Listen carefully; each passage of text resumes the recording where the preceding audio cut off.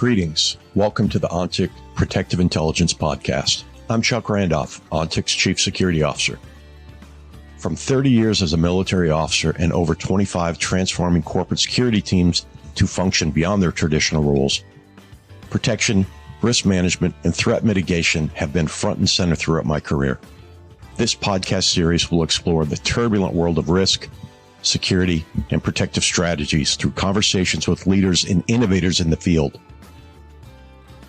Now, on to the discussion. Tzahi Shraga is the Chief Intelligence Officer of Max Security.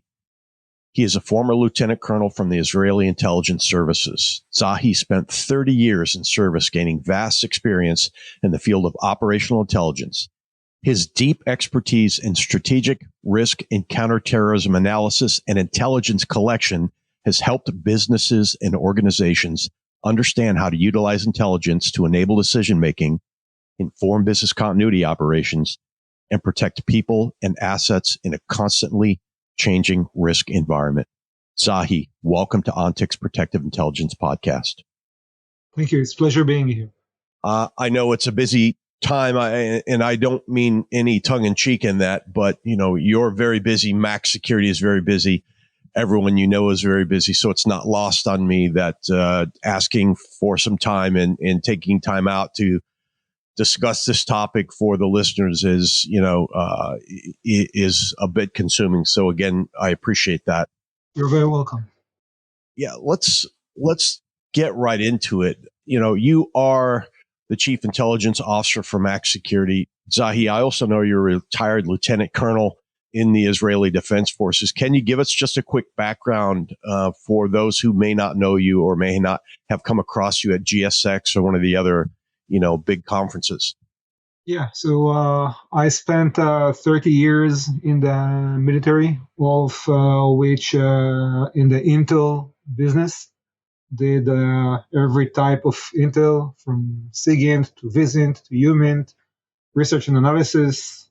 And in the past 7 years, I'm here at Max Security, heading the intel division. So that's a very unique background, especially if you've been in intelligence and gone through all the ints, as we say, mass int, SIGINT, all of it. And if I think about the context of the ongoing war and the conflict right now, how have you seen businesses and operations most significantly impacted by this? So we need to divide it into the periods. The time that passed since the Black Saturday, as we call it, from October 7th, and also the nature of the different businesses. You can say that in the first week or two, many businesses were closed. It was huge trauma here. People just stayed at home. It took some time to start and get back to some kind of routine. Right now, you can see that roads are jammed again. You see that there is a heavy traffic on the roads. Businesses came back to some kind of a routine. Small businesses do suffer a lot. Lack of manpower, lack of buyers or traffic, mainly in the north and the south, where around Gaza Strip or around or near the Lebanese border. Over there, businesses are almost paralyzed or in a very, very low traffic. However, big businesses like companies, global companies, big organizations, they are working. They are working as in routine. Many people work from home because some of them are afraid to get out to the street because of the rockets. Schools, it took some time before schools went back to activity or to reopened, and even now they are not in a full capacity. so parents have to be with their kids. But overall, those big businesses are working as usual. Of course, there is the issue of reserves that were called to the army for reserve duty. Yeah, I think that's, I spent a good portion of my military career in the reserves as well, and as I think about things going on in the ground, especially in that region in Israel specifically, I mean, and you have a massive call up, and as you say, small businesses completely affected, big businesses maybe continuing to work, but are there any particular sectors that you have seen that are facing particular challenges, maybe due to a reserve call up or other wartime issues? Yeah, there are several sectors that are severely impacted. For example, agriculture. Many foreign workers left Israel, and farmers are short in manpower. Construction sites are also, most of them, closed. Restaurants and the entertainment businesses are almost non-active. You can see many people in the streets, in the coffee shops and restaurants during the day, but in the evening, not many people feel like hanging out when there is a war down south. So this kind of businesses and sectors are those that were impacted. Israel had mobilized 350,000 reserve soldiers. That's a very big number, but it's not a number that paralyzed the business activity in Israel. Again, big companies, high tech and such, do continue to operate. Well, and if you think about it, the larger companies have probably larger mitigation and business continuity strategies. So if I'm a mid-sized company or I'm a small company operating in a conflict zone or a war zone, I suddenly am faced with issues, as you say, like how do I keep the business running, keep the lights going, especially, as you say, no one feels like going out at night for multiple reasons during war, and that's completely understood. If you were to say to a mid or a small size company, here's maybe what you should be thinking about over the next 3 or 4 months, because I immediately, when we think about sectors like agriculture, construction, entertainment, etc., I start thinking about the next quarter and the quarter after that and the quarter after that. How would you advise a mid or a small size company to think about the second and third orders of effect of an ongoing crisis, an ongoing war, Tzahi? I think that first of all, we need to look at how the war continues. We are all expecting to see what will happen with Hezbollah up north. Till now, Hezbollah mostly was engaged with Israel, let's say, way under the level of war. But if Hezbollah will get into the war, let's say an all out into the war, everything will look differently. We will not see this routine continues. It will be very impactful on the center of Israel. It's a completely different ballgame. So before we can say how companies should look at the coming period, we need to understand how the war is going to turn. We are all expecting to see what will be with Nasrallah's speech that he promised to give tomorrow at 3 o'clock. We know about different proxies, Iranian proxies that are waiting in Iraq and in Syria and other places for the order from Iran. So that's the first thing to look at. Now, given that Hezbollah will not go all into this war, so after all, we can say that life in the center of Israel are quite routine. The number of sirens and rocket launches towards the center of Israel has reduced dramatically. The threat is not high. All those rockets, or let's say most of the rockets, are being intercepted, and the ones that do fall usually fall in an open area, so we don't see casualties from those attacks. So life in the center of Israel continue, and this is what we should expect going forward.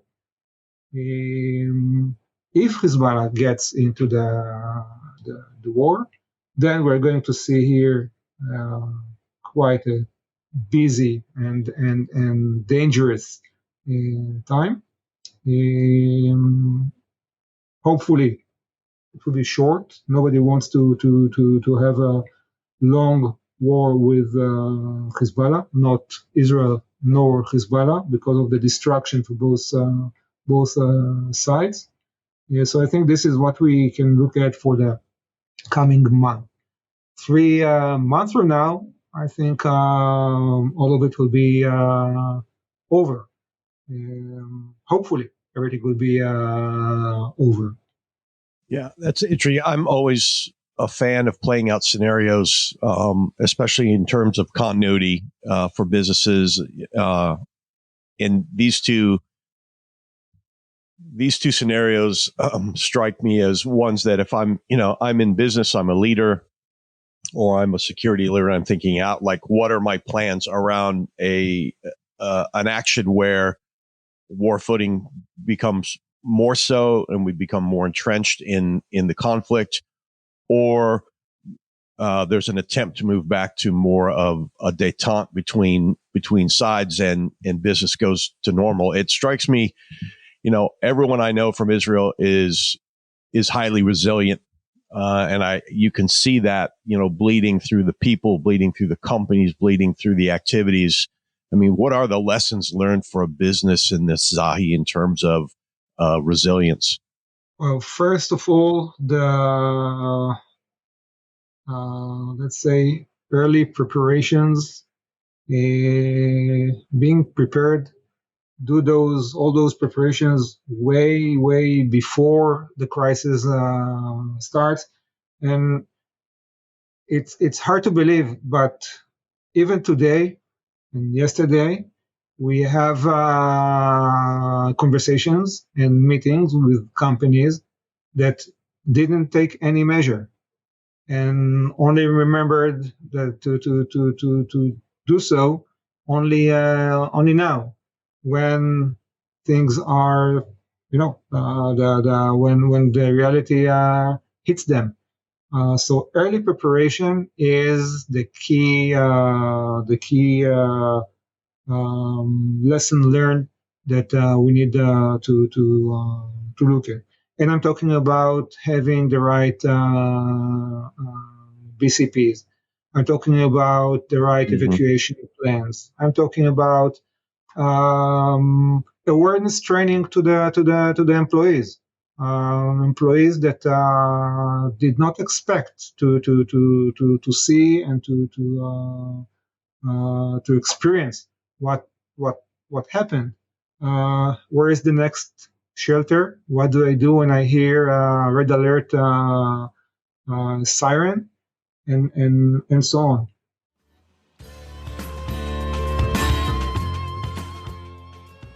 We'll get back to the conversation in just a moment, but first, I wanted to tell you about the ONTIX Center for Connected Intelligence.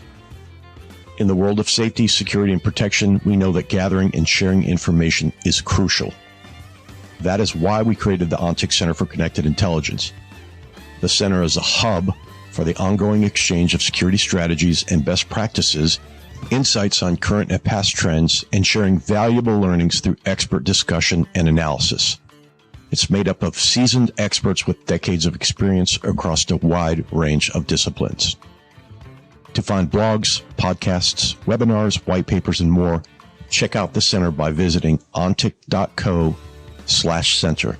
That's ontic.co/center.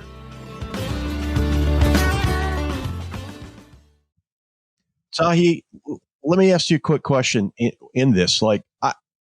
I agree there's still companies, regardless of the conflict or the issue, be it natural or man-made, there's always companies and organizations that even when it's happening in front of them, it seems to be a surprise.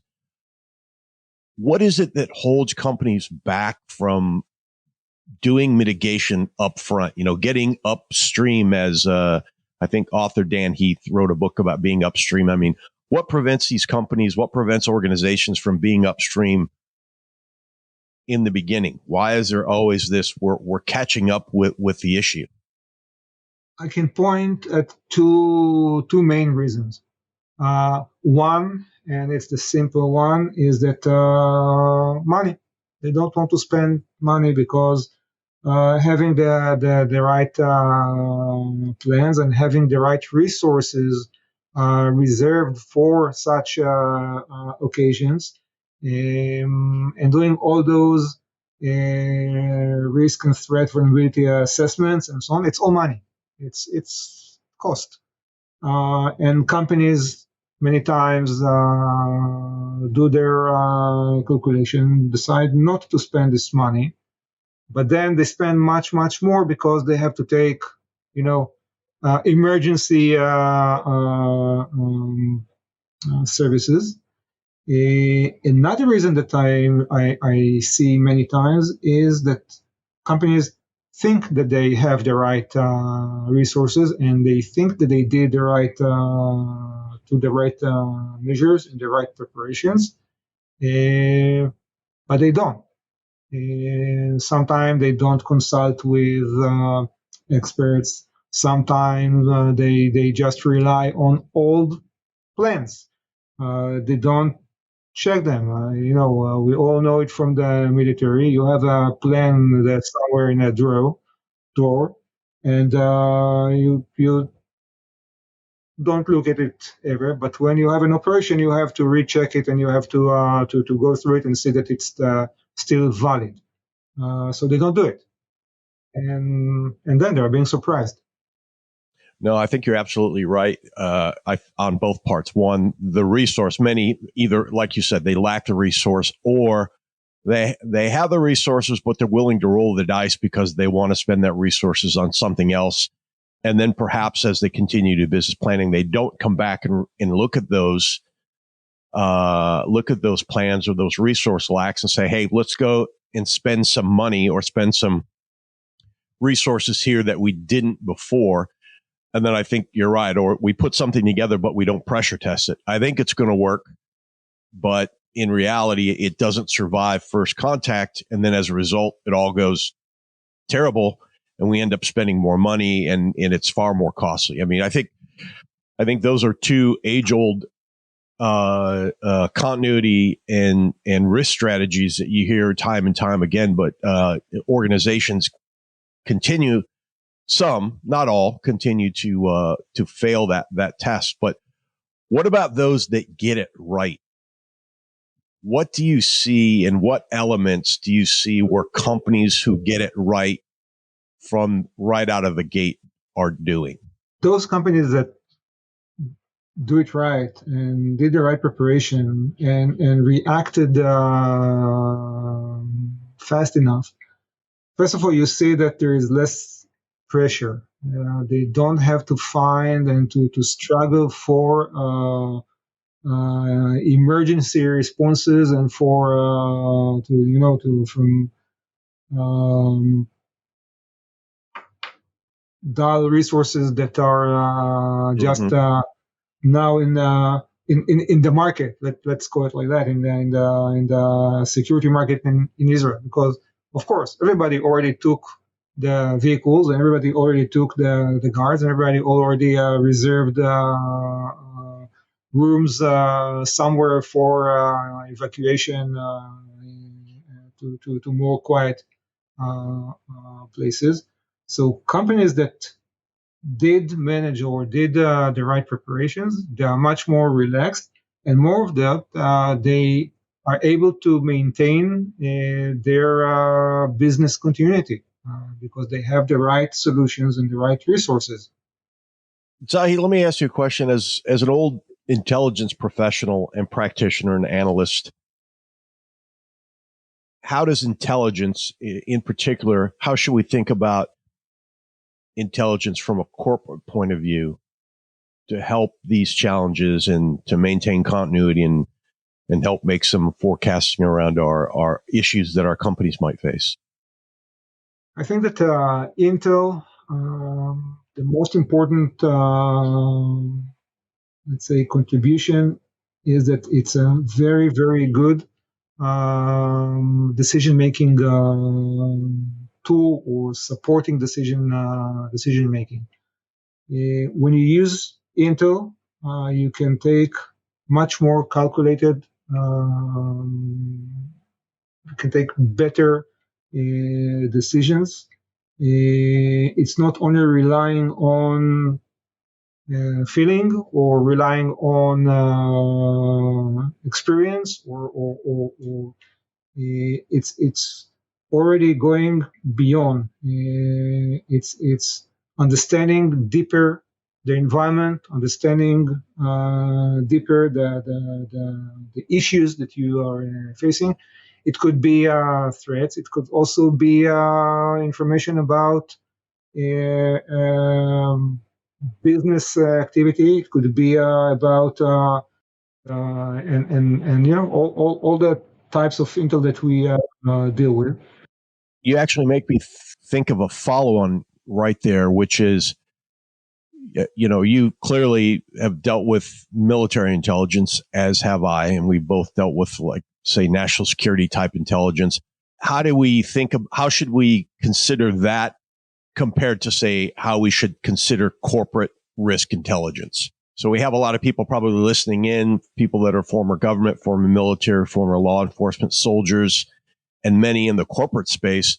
And considering everything that's going on in the world, Tzahi, in this like state of permacrisis we seem to be in, how should we consider intelligence from the corporate view as opposed to the view that we all came from, be it soldiers or law enforcement, etc.? I think there is a lot of similarity between the intel in the corporate world to the national level intelligence. You need to understand the landscape in the areas that you are operating. You need to understand the threat actors. You need to be able to take decisions for the short term and the long term. You need analysis. You need prediction. Of course, when you are doing the research on, let's say, the terror activity in a certain area, when you are in a corporate, you want to understand what is the threat. You're not going to, let's say, eliminate terror elements. That's what you do in the military. So there is a difference on that level. The operational level, the response is different. The type of information is sometimes or many times is different. You don't need as detailed information as you need for a military operation. But still, the geopolitical side, the understanding the threats, understanding the environment, it's very, very, very similar to what you see in the military. No, that's sound advice to the understanding. Look, at the end of the day, we need to understand the environment. We need to understand what the requirements are so that we can find information, turn that into intelligence, and then enable decision makers. That's same wherever you are. But when you get down to some of the more nuanced things, we're not going to capture terrorists. In fact, maybe we're going to secure a building or we're going to move travelers around. But the basic elements are all there. It's just maybe partly how we translate them. Do you agree with that, or would you add anything to that? I agree. Just to add that sometimes for the corporate, you do need very detailed information. For example, I can tell you that I had a case when there was a team that went to check mines in Ethiopia. We did an analysis of the terrain and helipads and evacuation routes and where you have cellular reception and not. And at the end of the day, this level of detailed information that we brought saved the life of the client that apparently got sick in a remote area, and our analysis of helipads uh, in that area helped to evacuate that person. So you do need very detailed info on the corporate level, but the usage is different. No, I agree. You just made me think of a time when we did some map analysis as we were doing some advanced work and realized that we needed to have or make a helipad or make a landing zone, an LZ, because in case of emergency, and we ended up having to use it for something we did in Latin America. So that I think you're absolutely right. It does. I think, there's a word that says, does it scale? And I think it actually does in this conversation, because you're doing strategic outlooks right down to the analysis on the ground, whether you're looking for landing zones or whether you're trying to understand the traffic pattern in let's say London on a certain day, because there's going to be protest or some type of march, and you need to make sure that you can move your client or your assets around the city in the best possible manner. Exactly. And one of the most important thing that I can tell about this, that there must be very close and very tight communication between the intel and the user or the client of the information. It could be the CSO, it could be anyone else, but explaining exactly what you need, what level of info is required, what is the usage that you see for the information, and then the Intel will be able to bring the best solution for you. When we're talking about the corporate, it's also an issue of resources. If you don't need 50 pages report that details the color of the ground in every remote area in Ethiopia. So, just define what you need. Yeah, no, I think you're absolutely right. And there's something, we could have a whole nother podcast where we talk about the use of the intelligence cycle for corporate intelligence and the pros and cons of it. But I appreciate that. And I think you're absolutely right that, I often say we need to understand the threat environment, and then it's intelligence driven, but operations led. And all three of those need to connect together, especially in the corporate world, because there are many, a lot of our job is to enable decision making. And, not everyone that's in a leadership position maybe has been in the military or a place where they've been trained or had to make decisions under pressure. So I often think, intelligence job is to help enable the operations and inform the threat environment so leaders can decide what do we need to do? How do we need, not necessarily how do we need to think, but what do we need to think about? Yeah, and something that is very important, and this is what I'm telling my analysts again and again, and it's part of our DNA here in Max. We're not just providing facts. Yeah, because for facts, you can read the newspaper, take a reliable newspaper and you'll have good facts. But as Intel experts, we need to bring assessments. We need to bring our understanding of the environment and the situation, our prediction of the about to come. Only when we bring this, we really help the decision making. Otherwise, we are not much of a help for the decision maker. I want to ask an obvious question that many who are listening in might have right now, Tzahi, which is for the companies and for businesses and business travelers navigating the region right now. What are some key considerations or precautions that come top of mind for you that they should think about? Again, like what should they be thinking about in terms of the safety of their travelers and continuity of operations? First of all, we need to say it's that this war or this situation is not confined to Israel only right now. We do see the Iranian proxies threatening the countries in the region. For example, the Houthis are not happy that Saudi Arabia is intercepting their drones. They're not happy with the UAE. We see attacks in Iraq and in Syria against U.S. Troops or U.S. Bases, meaning that we need to be aware and to be cognizant of this threat also in the region and not only in Israel. Having said that, we are not at the point that we need to avoid travel to the region.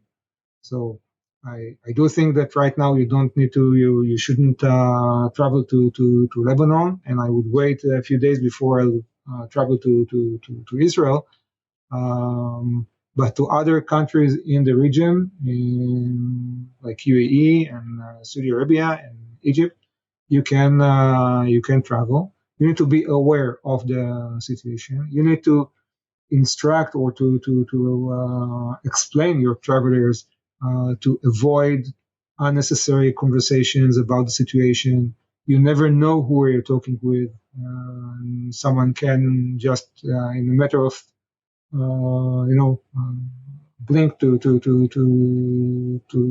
attack or to respond aggressively if you are not in line with their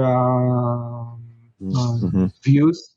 People should avoid the vicinity of protests. There are many protests right now in the countries that are surrounding us in favor of or in support to the Palestinians. Those can get unruly or violent. So avoid such locations. Overall, not related to this situation, we always tell people avoid demonstrations, avoid civil unrest. Don't become a bystander or get hit because of a bullet or something or a violent act that someone launches. I think this is what companies should look at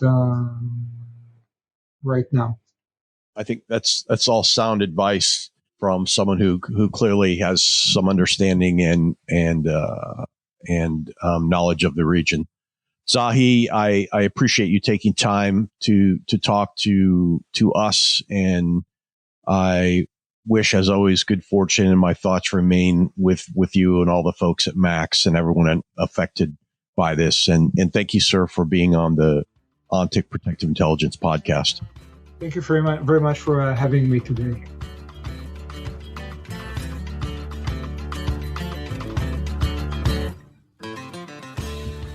This episode was brought to you by the OnTick Center for Connected Intelligence. Learn more at ontic.co/center. Again, that's ontic.co/center. Our music is a track called Monteverde Ride, and it was written by Brian Bristow and performed by the Smokin' Novas. Check them out on Spotify. Please remember to rate and review our podcast on iTunes and subscribe on Apple Podcasts, Spotify, or wherever you get your podcasts.